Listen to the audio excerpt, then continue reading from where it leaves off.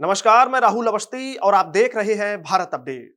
अगर कल सुबह उठते ही आपके फोन पर नोटिफिकेशन आए कि हॉर्मुज की खाड़ी बंद हो गई है, तेल की सप्लाई रुक गई है और मिडिल ईस्ट में मिसाइलें चल चुकी हैं, तो जरा एक पल के लिए रुककर सोचिए। उस खबर का असर सिर्फ टीवी स्क्रीन तक सीमित नहीं रहेगा। उसका असर आपकी बाइक के पेट्रोल से लेकर आपके घर के राशन तक, आपकी नौकरी से लेकर आपकी सेविंग तक हर जगह दिखेगा। क्योंकि इस वक्त दुनिया ठीक उसी मोड़ पर खड़ी है जहां एक गलत फैसला, एक गलत मिसाइल, एक गलत बयान पूरी वैश्विक व्यवस्था को हिला सकता है। अमेरिका और ईरान इस वक्त युद्ध के सबसे खतरनाक मोड़ पर पहुंच चुके हैं। हालात ऐसे बन चुके हैं कि एक्सपर्ट खुलकर कह रहे हैं अब मामला सिर्फ धमकियों का नहीं रहा, अब मैदान सज चुका है, खिलाड़ी उतर चुके हैं और बस एक सीटी का इंतजार है। अमेरिका ने ईरान के आसपास 50 से ज्यादा फाइटर जेट्स तैनात कर दिए हैं, जिनमें F-35, F-22 और F-16 जैसे दुनिया के सबसे आधुनिक लड़ाकू विमान शामिल हैं। ये वो जेट हैं जिन्हें दुश्मन का रडार पकड़ भी नहीं पाता। ये अचानक हमला करते हैं और सामने वाले को संभलने तक का मौका नहीं देते। खास तौर पर अगर हम बात F-22 की करें तो इसे हवा का राजा कहा जाता है और F-35 को उड़ता हुआ कंप्यूटर जो हर मूवमेंट को तुरंत कमांड सेंटर तक पहुंचा देता है। और सबसे बड़ी बात यह है कि ईरान के पास ऐसा एक भी एयरक्राफ्ट नहीं है जैसे अमेरिका के पास ये है। इसके अलावा अमेरिका के 6 एवॉक्स एयरक्राफ्ट भी मिडिल ईस्ट पहुंच रहे हैं, यानी आसमान में उड़ते हुए कंट्रोल रूम जो सैकड़ों किलोमीटर दूर तक दुश्मन की हर हरकत पर नजर रखता है। कौन सा प्लेन उड़ा, कौन सी मिसाइल चली, कौन सा ड्रोन आया, सब कुछ उसी पल पकड़ लेता है और वहीं से पूरे ऑपरेशन को कंट्रोल किया जाता है। इन फाइटर जेट्स के साथ अमेरिका ने हवा में ईंधन भरने वाले खास विमान भी खाड़ी देशों में भेज दिए हैं ताकि उसके लड़ाकू जेट बिना रुके घंटों तक उड़ते रहें और जब चाहें तब हमला कर सकें। मतलब अब प्लेन को वापस बेस पर आने की जरूरत नहीं पड़ेगी।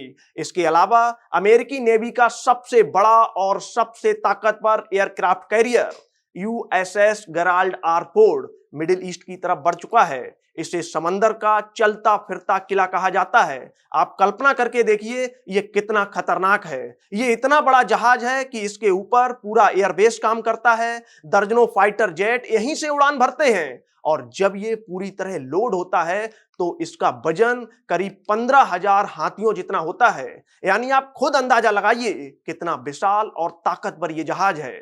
और ये अकेला नहीं आ रहा, इसके साथ मिसाइलों से लैस 3 और युद्धपोत भी हैं जो हर वक्त इसकी सुरक्षा में रहते हैं। और इससे पहले अमेरिका का एक और बेहद ताकतवर एयरक्राफ्ट कैरियर जिसका नाम USS अब्राहम लिंकन, वो पहले ही ईरान के पास समुद्र में तैनात हो चुका है। इसे समंदर का चलता फिरता किला कहा जाता है क्योंकि इसके ऊपर पूरा एयरबेस काम करता है और यहीं से लड़ाकू विमान सीधे उड़ान भरते हैं। और दूसरी तरफ समंदर में युद्ध की पूरी तैयारी खड़ी की जा रही है। इसी वजह से लोग कंफ्यूज हैं, समझ नहीं पा रहे हैं अमेरिका लड़ना चाहता है या सिर्फ डर दिखाकर अपनी बात मनवाना चाहता है। अब जरा सोचिए, जब कोई देश अपने सबसे खतरनाक विमान और पूरा कमांड सिस्टम एक साथ तैनात करे तो क्या वो सिर्फ बातचीत के भरोसे बैठा होता है या फिर हर हाल में तैयार रहता है कि अगर बात नहीं बनी तो अगला कदम क्या होगा। वहीं दूसरी तरफ अगर हम बात ईरान की करें जो अब खुलकर कह रहा है कि हमारे पास ऐसे हथियार हैं जो अमेरिका के बड़े बड़े वॉरशिप्स को भी समंदर की गहराइयों में डुबो सकते हैं।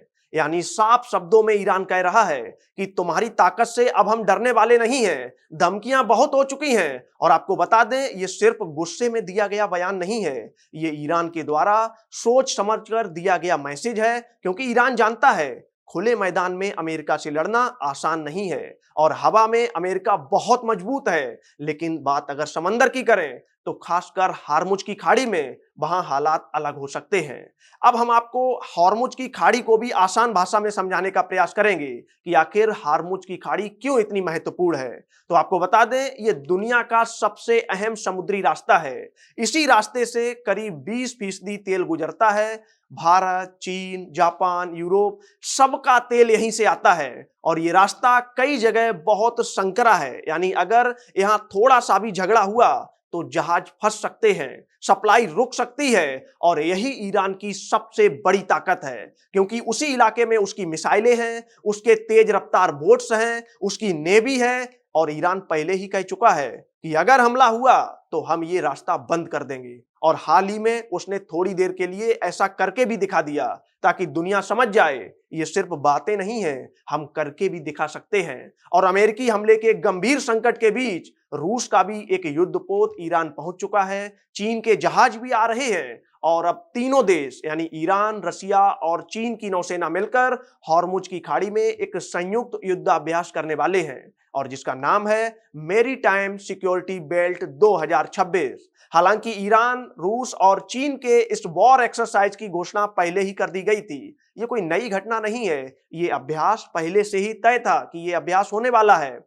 लेकिन अभी होना अपने आप में ये एक मैसेज है और ये मैसेज है कि ईरान अब अकेला नहीं है, उसके साथ बड़ी ताकतें खड़ी हैं। और इसी बीच किसी युद्ध को टालने के लिए स्विट्जरलैंड के जिनेवा में अमेरिका और ईरान के बीच बातचीत भी चल रही है। बाहर से दोनों तरफ से कहा जा रहा है कि सब कुछ ठीक है, बातचीत ठीक है और सही दिशा में जा रही है, लेकिन अंदर से मामला अटका हुआ है, क्योंकि अमेरिका चाहता है कि परमाणु के साथ साथ मिसाइलों पर भी बात हो, जबकि ईरान साफ कह रहा है कि बातचीत सिर्फ परमाणु पर होगी, मिसाइलों पर नहीं। और यहीं पर आकर बात अटक जाती है। अब इस उलझन का असर सीधे बाजार पर भी दिखता है। कभी सोना चढ़ जाता है तो कभी गिर जाता है, डॉलर हिलने लगता है, शेयर बाजार डगमगाने लगता है, क्योंकि निवेशकों को समझ ही नहीं आ रहा कि आगे क्या होगा, जंग होगी या समझौता। और यहीं से खतरा और बढ़ जाता है। अब देखना होगा कि जिनेवा में हो रही दोनों देशों की बातचीत का क्या निचोड़ निकलता है, क्योंकि यहां दोनों देश अपनी जिद पर अड़े हैं। अमेरिका दबाव बना रहा है, ईरान झुकने को तैयार नहीं है और वहीं रूस और चीन अपनी मौजूदगी दिखा रहे हैं कि वो ईरान के साथ हैं। और बीच में पूरी दुनिया सांस रोके बैठी है, क्योंकि तेल, बाजार, महंगाई और आम आदमी सब कुछ इसी तनाव से जुड़ा है। इतिहास गवाह है कि जब तैयारी और बातचीत साथ साथ चलती है तो या तो बड़ी डील होती है या बड़ा टकराव, बीच का रास्ता बहुत कम निकलता है। और यही वजह है कि अब सबकी नजर अगले फैसले पर टिकी है कि जंग होगी या समझौता, धमाका होगा या डील, क्योंकि अब जो भी फैसला होगा वो दुनिया को हिला देगा या दुनिया को राहत देगा, ये आने वाला वक्त ही बताएगा।